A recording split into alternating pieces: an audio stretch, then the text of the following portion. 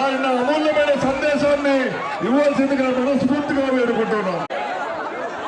ఈ బస్సు యాత్ర చూస్తుంటే ఈ బస్సు యాత్ర లేదు, అన్న విజయ యాత్రలా ఉంది. ఎంత నమ్మకం ఉంటే ఈ గుంతకల్ ప్రజలు అన్నకి పోయినసారి 50,000 మెజారిటీతో గెలిపించారు.